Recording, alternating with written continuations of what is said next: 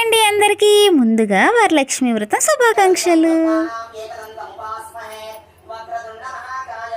మా ఇంట్లో పూజ నేను ఇలా చేసేసుకున్నానండి. వరలక్ష్మి వ్రతం దేవుడి దయ వల్ల మంచిగా చక్కగా అయిపోయింది. అంతా ఇంట్లో నైవేద్యాలన్నీ చేసుకుని చక్కగా పొద్దున్నే ముగ్గులన్నీ పెట్టుకుని నేను ఇలా పూజ చేసేసుకున్నానండి. వరలక్ష్మి వ్రతం పూజ అమ్మవారికి చీర గాజులు ఇంకా పసుపు కుంకుమ అన్నీ పెట్టుకుని మా తులసి అమ్మవారి దగ్గర అక్కడ ఇంట్లో పూజ అయిపోయిన తర్వాత మా తులసి అమ్మవారి దగ్గరకు కూడా వెళ్ళి చక్కగా పసుపు కుంకుమ అన్నీ వేసుకుని అలా నేను పూజ చేసేసుకున్నానండి. నాకైతే చాలా హ్యాపీగా అనిపించింది.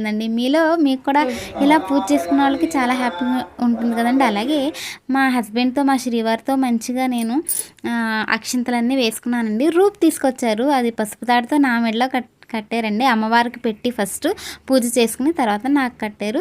ఇంకా ఆ తర్వాత ఆయనతో నేను అక్షింతలు వేయించుకున్నానండి. నాకు చాలా హ్యాపీగా ఉందండి. మీకు కూడా నచ్చితే లైక్ చేసి షేర్ చేసి సబ్స్క్రైబ్